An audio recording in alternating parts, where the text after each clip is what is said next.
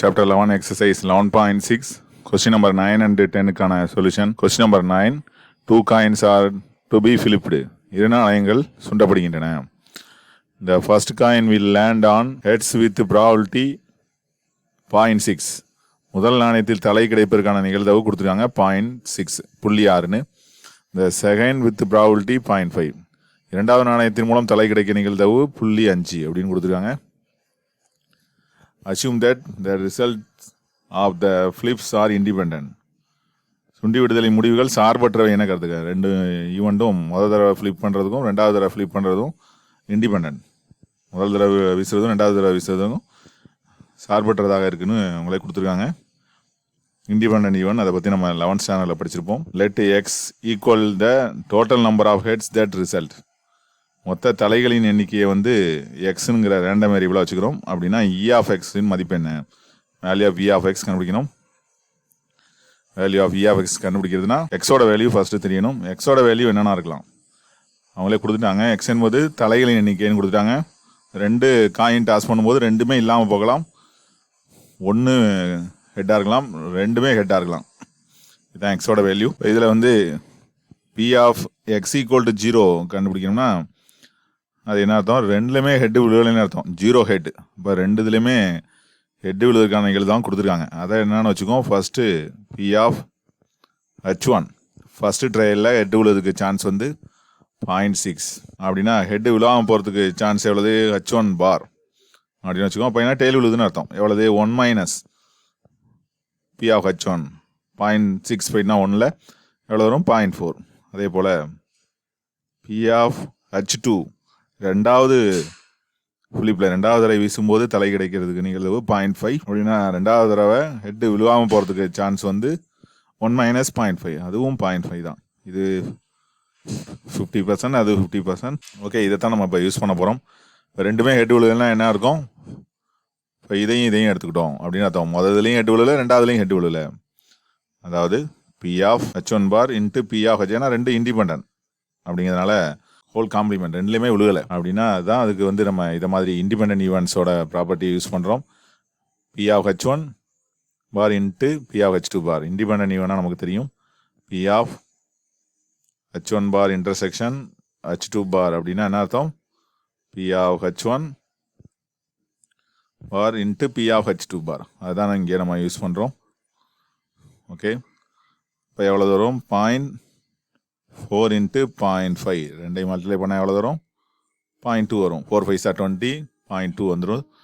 அதே போல் அடுத்தது P of X equal to 1 அப்படின்னா பி ஆஃப் H1 முதல்ல ஹெட்டு விழுந்தா ரெண்டாவதுல ஹெட்டு விழுவலை, ப்ளஸ் முதல்ல விழுவலைன்னா ரெண்டாவதுல ஹெட்டு விழுந்திருக்கு. P of H1 bar 0.6 into 0.5 plus 0.4 into 0.5. 6 5s are 30, 0.3. 4 5s are 20, அப்போ 0.2 கிடைக்கக்கூடியது 0.5. இது P of x equal to 1. இதே போல் P of x equal to 2. ரெண்டுமே ஹெட் விழுவுனா P of H1 முதல்லையும் ஹெட் விழுந்துட்டு ரெண்டாவதுலையும் ஹெட் விழுந்துருக்குன்னு அர்த்தம். இப்போ அதுக்கான ப்ராபபிலிட்டி வந்து 0.6 into 0.5. 6 5s are 30, அப்போ 0.3 அப்படின்னு கிடைக்குது. இப்போது மூணுமே கிடச்சிட்டு x P of X equal to x எல்லாம் கிடச்சிட்டு 0 1 2. இதுக்கான ப்ராபபிலிட்டி வந்து 0.2 0.5 0.3 டோட்டலாக 1 வருது. அதனால் நம்ம இதை வந்து ப்ராபபிலிட்டி மாஸ் ஃபங்க்ஷன் எடுத்துக்கலாம். இப்போ இவ்வளோ நேரம் என்ன கண்டுபிடிச்சிக்கோம்? ப்ராபபிலிட்டி மாஸ் ஃபங்க்ஷன் தான் கண்டுபிடிச்சிக்கிறோம். இதுக்கப்புறம் இப்போ இதை வந்து இ ஆஃப் எக்ஸ் கண்டுபிடிக்க போகிறோம். இ ஆஃப் எக்ஸுக்கு ஈஸியான ஃபார்முலா தான். இ ஆஃப் எக்ஸுக்கான ஃபார்முலா என்னது? Summation x into p of x equal to x or x ரெண்டையும் மல்டிப்ளை பண்ணுவோம். 0 into 0.2, 1 into 0.5 plus 2 into 0.3. First இது 0 ஆகிடும். செகண்ட் 1.5, ரெண்டாவது கடைசியாக உள்ளது வந்து 0.6. அப்போ எவ்வளோ கிடைக்குதுன்னா 1.1. இதுதான் நமக்கு தேவையான இ ஆஃப் எக்ஸ். என்னென்னு கேட்டிருந்தாங்க. இ ஆஃப் எக்ஸோட வேல்யூ 1.1 அப்படின்னு கிடைக்குது.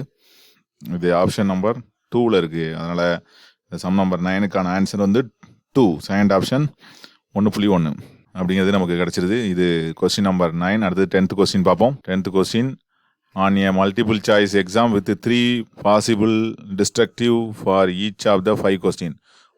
ஒரு பலவுள் தேர்வு ஒன்றில் 5 வினாக்கள் ஒவ்வொன்றிற்கும் 3 சாத்தியமான கவனச்சிதறல் விடைகள் உள்ளன. 3 சாய்ஸஸ் இருக்குது. மொத்த கொஸ்டின்ஸ் வந்து 5 கொஸ்டின்ஸ் இருக்குது. அதில் ஒவ்வொன்றுக்கும் சாய்ஸஸ் வந்து 3 இருக்குது அப்படின்னு கொடுத்துருக்காங்க. அப்போ ப்ராபபிலிட்டி ஆஃப் கெட்டிங் சக்ஸஸ் இதில் வந்து நம்ம பைனாமியில் யூஸ் பண்ண போகிறோம். அப்போ ப்ராபபிலிட்டி ஆஃப் ஆன்சர் வந்து கரெக்டாக எழுதுறதுக்கான ப்ராபபிலிட்டியை வந்து 3ல் 1 தான் கரெக்டு. இப்போ க்யூங்கிறது என்னென்னா, இப்போ என்னங்கிறது எவ்வளோதுன்னா 5, பிங்கிறது அப்போ சரியாக எழுதுறதுக்கான வாய்ப்புகள் 1/3, தவறாக எழுதுவதற்கான வாய்ப்புகள் வந்து 1 - p. அது என்னன்னு தெரியும் நமக்கு, 2/3ன்னு தெரியும். 1 - 1/3 எவ்வளவு, 2/3. எல்லாம் கண்டுபிடிச்சாச்சு. என்ன கேட்டிருக்காங்க, ஊகத்தின் அடிப்படையில் 4 அல்லது அதற்கு மேல் சரியான விடையை ஒரு மாணவர் அளிப்பதற்கான நிகழ்தகவு. The probability that a student will get 4 or more correct answer. அதாவது probability of 4 or more correct answer. பைனாமியில் பொறுத்த வரைக்கும் இரு பரவலில் probability mass function என்னென்னா NCX p power x q power n minus x. என்னங்கிறது 5, அப்போ 5cx, cங்கிறது 1/3 power x, qங்கிறது 2/3 power 5 minus x. அப்படிங்கிறது எக்ஸுங்கிற random variable notes number of question answer will be correct. அதாவது சரியான விடையாக இருப்பதற்கான நிகழ்தகவு, விடையளிப்பதற்கான நிகழ்தகவு அப்படின்னு எடுத்துக்கலாம். இப்போ 5cx p power x q power n minus x. என்ன கேட்டிருக்காங்க, ப்ராபபிலிட்டி ஆஃப் 4 அல்லது அதற்கு மேலான சரியான விடை. 4 அல்லது அதற்கு மேல் அப்படின்னா p of x greater than or equal to 4. அப்போ 4 அல்லது அதற்கு மேலே மொத்தம் 5 சரியான விடையாகவும் அளிக்கலாம். 4ம் 5 தான் இருக்குது, ஏன்னா மொத்த கொஸ்டினே 5 தான் இருக்குது. அப்போ p of x equal to 4, x equal to 5. இப்போ 4, 5ன்னு இதில் சப்ஸ்டிட் பண்ணுறோம். 4, 5ங்கிறது இதில் சப்ஸ்டிட் பண்ணால் என்ன கிடைக்கும் நமக்கு, 5c4 1/3 power 4 2/3 power 5 minus 4. அதே போல் அடுத்தது 5c5 1/3 power 5 2/3 power 5 minus 5. 5c4னா 5ல் 4 போயிட்டுனா 1, அதனால் 5c1 அர்த்தம். 1/3 power 4 2/3 power 5ல் 4 போயிட்டுனா 1. 5c5ங்கிறது 1, 1/3 power 5 2/3 power anything power 0 வந்து 1 தான். அப்போ இன்ட்டு 1 கூட போட்டுக்கலாம். மொத்தத்தில் இது 3 power 5 வந்துடும். 5c1 5, அப்போ இதில் ஒரு 5 இருக்குது, இதில் ஒரு 2 இருக்குது.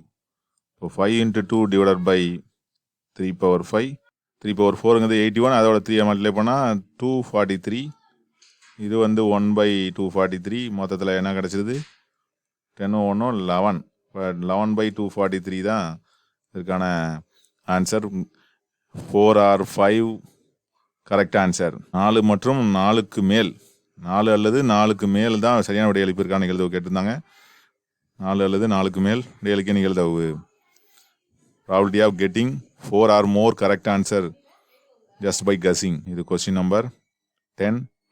அடுத்தது இதுக்கு முன்னாடி கொஸ்டின் நம்பர் 9 பார்த்தோம். அதில் number of head expectation of X கண்டுபிடிச்சோம். எத்தனை தலைகளின் எண்ணிக்கை கிடைக்கும் சார்பற்றவையாக இருக்கும்போது, முதல் தடவை சுண்டுவதும் 2வது தடவை சுண்டுவதும் சார்பற்றவையாக இருக்கும்போது, இண்டிபெண்ட்டாக இருக்கும்போது அதற்கான இ ஆஃப் எக்ஸ் வேல்யூ கண்டுபிடிச்சோம். ரெண்டுமே உங்களுக்கு புரியும் நினைக்கிறேன். தேங்க்ஸ் ஃபார் வாட்சிங்.